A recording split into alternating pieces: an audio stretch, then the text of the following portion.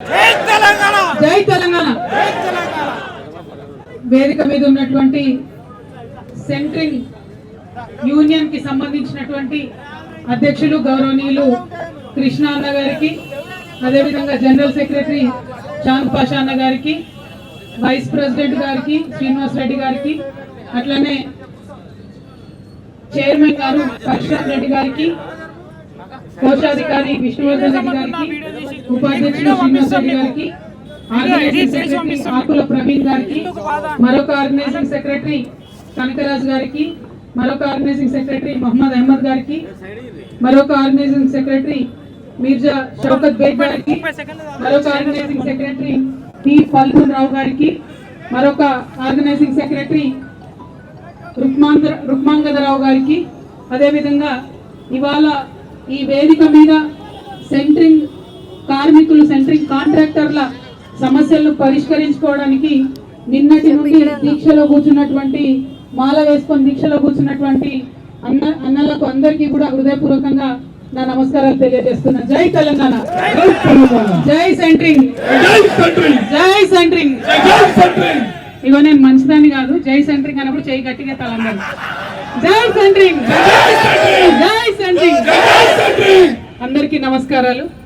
ఇవాళ హైదరాబాద్ మహానగరం ఎక్కడ చూసినా కూడా అందమైన అద్దాల మేడలు, 20 అంతస్తులు, 30 అంతస్తులు, 40 అంతస్తుల బిల్డింగ్లు చాలా పెద్ద ఎత్తున వచ్చినాయి. మరి ఆ బిల్డింగ్ ఏది కావాలన్నా, ఆ బిల్డింగ్ నిలబడాలన్నా, ఆ బిల్డింగ్ లో చిన్న పని జరగాలన్నా కూడా మరి కంప్లీట్ గా 3, 4, 5 అంతస్తుల వరకు కూడా తాళ్ళు కట్టుకొని గాల్లో వేలాడుతూ సెంట్రింగ్ పనులు చేస్తున్నటువంటి మీ అందరికీ కూడా హృదయపూర్వకంగా పేరు పేరున నమస్కారాలు తెలియజేస్తాను. ఎందుకంటే కనబడేటటువంటి అద్దాల మేడలు మా సెంట్రింగ్ కాంట్రాక్టర్లు, కార్మికులు లేకపోతే ఆ అద్దాల మేడలు లేవన్న విషయం చాలా వాస్తవమని ఈ సందర్భంగా తెలియజేస్తా ఉన్నాం. మరి మనం లేనప్పుడు ఆ బిల్డింగే కాదంటే ఆ బిల్డింగ్ కోసం, ఆ పనుల కోసం జరిగేటటువంటి అగ్రిమెంట్లో కూడా మన పేరు ఉండాలని నేను బలంగా నమ్ముతా ఉన్నా. మేస్త్రితో ఏదైతే అగ్రిమెంట్ చేసుకున్నప్పుడు ఒక ప్లంబర్ కావచ్చు, ఒక ఎలక్ట్రీషియన్ కావచ్చు, ఒక ఫ్లోర్ ఎస్టోల్ కావచ్చు, ఒక పిఓపి ఎస్టోల్ కావచ్చు, మరి వాళ్ళందరి పేర్లు పెట్టుకొని అగ్రిమెంట్ చేస్తున్నారు. కానీ మన సెంట్రింగ్ వాళ్ళ పేరు పెట్టి మాత్రం అగ్రిమెంట్లు చేస్తలేరు. ఇంకొక ముఖ్యమైన విషయం ఏంటంటే, గట్టిగా స్టడీ చేసినదని మరి ఇంత పవర్ఫుల్ మన వాళ్ళని చెప్తున్నారు. మరి వీళ్ళ సంగతి ఏందని స్టడీ చేస్తే వాస్తవానికి 10 నుంచి 15 లక్షల రూపాయల మెటీరియల్ పట్టుకొని మీరు పొయ్యి ప్రతి బిల్డింగ్లో పనిచేస్తున్నారు. మామూలుగా 2 లక్షల రూపాయల వర్క్ ఉన్నా కానీ 6 నుంచి 7 లక్షల రూపాయల మెటీరియల్ మీరు అక్కడ డంప్ చేస్తేనే మీరు ఆ 2 లక్షల రూపాయల వర్క్ చేసే పరిస్థితి ఉన్నది. కానీ వాళ్ళకి జరుగుతున్నది ఏంది, ఆ 2 లక్షల రూపాయల వర్క్ కోసం మీరు ఆడికి పోతే కనీసం మీ మెటీరియల్కి ఎక్కడ కూడా సెక్యూరిటీ లేనటువంటి పరిస్థితి ఉన్నది.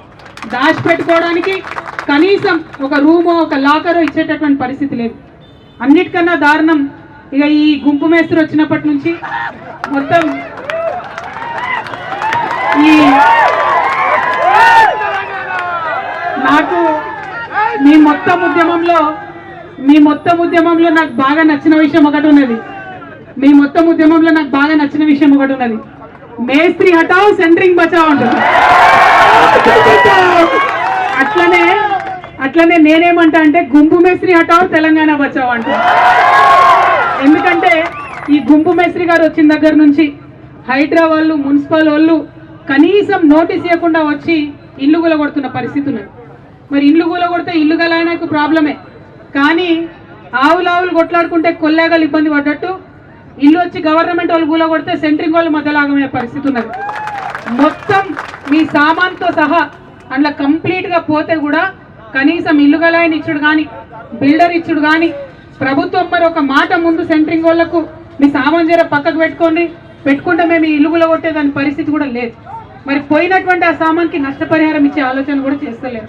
కాబట్టి ఎన్ని రకాలుగా ఆలోచించినా ప్రతి సందర్భంలో పని చేస్తున్నది మీరు, ప్రాణాన్ని పణంగా పెట్టి 5-6 అంతస్తుల మీద గాల్లో ఊగులాడుకుంటూ వర్క్ చేస్తున్నది మీరు. కానీ ఇంతవరకు ప్రభుత్వం నుంచి ₹1 సాయం కూడా అందుతలేదు. చాలా దారుణమైన పరిస్థితి ఉన్నది. అందుకే ఇవాళ నేను గుంపు మేస్త్రి గారిని, రాష్ట్ర ముఖ్యమంత్రి గారిని డిమాండ్ చేస్తా ఉన్నా, ఇంత పెద్ద రంగం ఇది, 86 చోట్ల నుంచి ఉన్నటువంటి జిహెచ్ఎంసీలో ఉన్న సెంట్రింగ్ అందరూ కూడా కాంట్రాక్టర్లు కార్మికులంతా కూడా వాళ్ళు ఇక్కడ కూర్చొని ఉన్నారు. దాదాపు 10 రోజులైంది పని బంద్ పెట్టినా కూడా నియత్తోని మీ దగ్గర పనిచేసేటటువంటి కూలీలను మీరు సాగుతున్నారు కదా, ఆ యొక్క మానవత్వానికి నేను చేతులెత్తి మొక్కుతా ఉన్నా. మరి మీరు చూపిస్తున్నటువంటి మానవత్వం ఖచ్చితంగా ప్రభుత్వం కూడా చూపించాల్సిందే. ప్రభుత్వాన్ని ఒకటే డిమాండ్ చేస్తా ఉన్నా నేను. 2 రోజులే వాళ్ళు కడుపు మార్చుకొని ఇక్కడ కూర్చున్నారు. ఇవాళ సాయంత్రం లోపల సెంట్రింగ్ యూనియన్ మొత్తం మీరు చర్చలకు పిలవండి, మీరు గుర్తించండి. చర్చలకు పిలిచి ముఖ్యమంత్రి పిలుస్తాడా, కార్మిక శాఖ మంత్రి పిలుస్తాడా, పిలిచి వాళ్ళు అడిగే డిమాండ్లు ఏంది అడగండి. ఏం గొంతమ్మ కోరికలు లేవు, చిన్న చిన్న విషయాలు అడుగుతున్నారు. ఏం అడుగుతున్నారు? సెంట్రింగ్ ఒక దగ్గర మనం గుర్తుపట్టాలంటే బయట రాష్ట్రాలకి వెళ్ళి కార్మికులను తీసుకొని వస్తున్నాం. మరి తీసుకొని వచ్చేటప్పటికే వాళ్ళకి ఈఎస్ఐ కార్డు కావాలి, దానికి గుర్తింపు కావాలి. ఆ గుర్తింపు ఇవ్వడానికి ఇక్కడ ప్రభుత్వం 3-4 నెలలు ఇస్తే ఆ 3-4 నెలల లోపల వర్క్ అయిపోతుంది.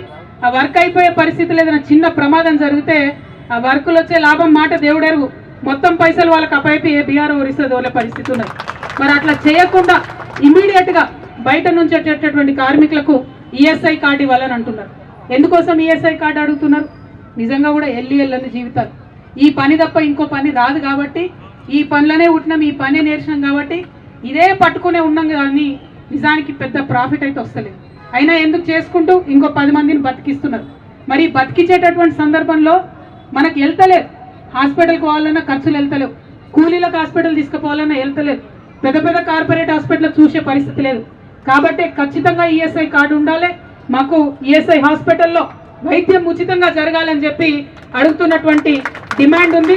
అదేమి గొంతమ్మ కోరిక కాదు, అది మొదటి డిమాండ్గా పెట్టిండ్రు. దానికి ఖచ్చితంగా ప్రభుత్వం ఆమోదించాలని మీ తరఫున మీ చెల్లెగా నేను కోరుతా ఉన్నాను. అదేవిధంగా ఇంకొక మాట అన్నారు, మరి మేస్త్రీలు పోయి కంప్లీట్గా బేరం చేస్తున్నారు మీ తరఫున.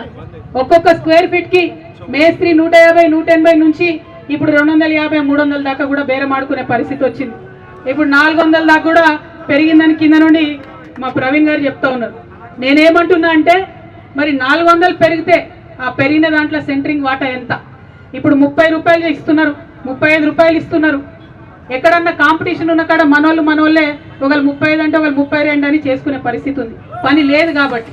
కాకపోతే మరి ఆ మేస్త్రీలే కూర్చోబెట్టి 51 రూపాయలు అడుగుతున్నారు. అది వాజిబైన డిమాండే, ఖచ్చితంగా 51 రూపాయలు ఇవ్వాలని చెప్పి నేను ప్రభుత్వాన్ని డిమాండ్ చేస్తున్నా. మరి అది ఎప్పుడు సాధ్యమవుతుంది? మేస్త్రి చేతిలో మీ జుట్టు ఉంటే సాధ్యం కాదు. ఎప్పుడు సాధ్యమవుతుంది? బిల్డర్ కావచ్చు, ఇల్లు గల ఆయన కావచ్చు, మిమ్మల్ని పిలుచుకొని మీతో మాట్లాడితే సాధ్యమవుతుంది. కాబట్టి అట్లా డైరెక్ట్గా మిమ్మల్ని పిలిచి 51 రూపీస్ పర్ ఎస్ఎఫ్టీ ఇవ్వాలనేటటువంటి డిమాండ్ని చేస్తూ ఉన్నాం. దాంతోపాటు ఇప్పుడు ఈఎస్ఐ కార్డు ఉన్నటువంటి వాళ్ళు ఏదన్నా ప్రమాదవశాత్తు మరణిస్తే 10 లక్షల రూపాయలు ఇస్తా ఉన్నారు. దాన్ని 20 లక్షల రూపాయలకు పెంచాలనే మీ డిమాండ్ని సంపూర్ణంగా నేను మద్దతు ప్రకటిస్తున్నాను. ఇట్లా అనేకమైనటువంటి డిమాండ్లు ఉన్నాయి, అనేకమైనటువంటి అంశాలు ఉన్నాయి. కానీ ఈ అంశాలన్నీ కూడా, ఈ డిమాండ్స్ అన్నీ కూడా 12 అంశాలతో మీరు చేస్తున్నారు. అన్నీ కూడా న్యాయబద్ధంగా ఉన్నాయి, ఏది కూడా తీసేయడానికి లేదు. ఇవాళ ఈ రాష్ట్రంలో తెలంగాణ రక్షణ సేన అనేటటువంటి పార్టీని పెట్టి నేను మీ ముందుకు వచ్చిన. నేను ఎక్కువ మాటలు చెప్పలే. ఏం చెప్పినా రేపటి నాడు తెలంగాణ రక్షణ సేన అధికారంలోకి వస్తే ఈ రాష్ట్రంలో ఉన్న ప్రతి ఒక్కరికి ఉచిత విద్య, ఉచిత వైద్యం రావాలనేటటువంటి ఆలోచనతో నేనున్నా. అది ప్రైవేట్లో చదువుకున్నా సరే, ప్రైవేట్ హాస్పిటల్లో చూపించుకున్నా సరే ఉచిత విద్య, ఉచిత వైద్యం ఉండాలని చెప్పి నేను అనుకుంటా ఉన్నా. దానికోసమే నేను పనిచేస్తా ఉన్నా. రేపటి నాడు మీ దయ వల్ల నేను టీఆర్ఎస్ తెలంగాణ రక్షణ సేన అధికారంలోకి వస్తే మీ ప్రధాన డిమాండ్లు ఏవైతే ఉన్నాయో, మీకు ఈ హైదరాబాద్లో 86 చోట్ల 1000 నుండి 2000 గజాల చోటు ఏదైతే అడుగుతా ఉన్నారో అది తప్పకుండా ఇస్తామని చెప్పి అంతేకాకుండా హైదరాబాద్ విషయమే కాదు, ఇది ప్రతి మండల కేంద్రంలో కూడా మీరు విస్తరించాలి. ప్రతి మండల కేంద్రంలో కూడా సెంట్రింగ్ వాళ్ళు సంఘాలు పెట్టుకోవాలి. వాటిని అక్కడ ఉన్నటువంటి లేబర్ ఆఫీసర్లతో కూడా అనుసంధానం చేయాలని కూడా ఈ సందర్భంగా మేము ఆలోచన చేస్తూ ఉన్నాం. మరి మీతో పాటు కలిసి ఖచ్చితంగా నడుస్తాం. హైదరాబాద్ నగరం నిర్మిస్తున్నటువంటి మీ అందరి జీవితాల్లో వెలుగులు నింపడంలో మీ అడుగులో అడుగునై నేను కూడా నడుస్తానని తెలియజేస్తూ, మరి ముఖ్యమంత్రి గారికి ఒకటే ఒక హెచ్చరిక చేస్తూ ఉన్నాం. ఇక్కడ నుంచి ఇవాళ ఇక్కడ వచ్చిన వాళ్ళు మొత్తం జిహెచ్ఎంసీలో 86 ఏరియాల నుంచి కాంట్రాక్టర్లు, వారి దగ్గర పనిచేసేటటువంటి స్టాఫ్, లేబర్స్ అంతా కూడా వచ్చి ఉన్నారు. మరి మీరు మర్యాద కొద్దీ వాళ్ళని ఇలా సాయంత్రం లోపల చర్చలకు పిలవండి. పిలిచి వాళ్ళకు ఉండేటటువంటి అంశాలన్నీ పరిష్కరించండి. లేదు కాదు కూడదంటే వాళ్ళు పంతం బట్టి ఏమన్నారు, మాది అయ్యేదాకా మేము కూర్చుంటామన్నారు. ఇవాళ వాళ్ళు ఒక్కరే కూర్చున్నారు. మీకు 2 రోజుల సమయం ఇస్తున్నాం, చర్చలకు విలువపోతే వాళ్ళతో నేను కూడా ఇక్కడ వచ్చి కూర్చుంటా. అది ఎన్ని రోజులైనా సరే మమ్మల్ని పిలిచేంత వరకు, చర్చలకు సమస్యలు పరిష్కరించేంత వరకు కూర్చుంటాం. ఇక అట్లా కాదు ఇట్లా కాదు లొల్లి పెడతాం, ఏం పట్టించుకోమని ముఖ్యమంత్రి గారు అనుకుంటే జిహెచ్ఎంసీ ఎన్నికలు తొందరలో వస్తున్నాయి బిడ్డ, కర్రు కాల్చి వాత పెడతారు మా సెంట్రింగ్ కార్యకర్తలను కూడా ఈ సందర్భంగా తెలియజేస్తూ, మళ్ళొకసారి మరి ఇక్కడ ఇంత పెద్ద ఎత్తున పాల్గొన్నటువంటి సెంట్రింగ్ మిత్రులకు, దీక్ష చేస్తున్నటువంటి మా అన్నలకు అందరికీ కూడా విజ్ఞప్తి, పోరాడితేనే ఖచ్చితంగా ఫలితం వస్తుంది, పోరాడితేనే ఖచ్చితంగా గెలుపు వస్తుంది. ఒక మాట చెప్తారు, గెలిచినోడట గాడిద గురించి చెప్పినా బాగానే ఉంటుందట, ఓడిపోయినోడు భగవద్గీత చెప్పినా బాగుండదట. అంటే ఏదైనా పని మొదలు పెట్టామంటే గెలిచేదాకా కొట్లాడాలి. ఆ గెలిచేదాకా కొట్లాడేటటువంటి ధైర్యాన్ని, పంతాన్ని మీ గుండెల్లో నింపుకొని అట్లనే ఉండాలి. మీకు మద్దతుగా మేమందరం కూడా ఉన్నామని సందర్భంగా తెలియజేస్తూ, మళ్ళొకసారి మీ అందరి కష్టాల్లో పాల్పంచుకునే అవకాశాన్ని నాకు ఇచ్చినందుకు నమస్కారాలు తెలియజేస్తూ, జై తెలంగాణ, జై తెలంగాణ. మేస్త్రి హటాओ, మేస్త్రి హటాओ, మేస్త్రి హటాओ, జై తెలంగాణ.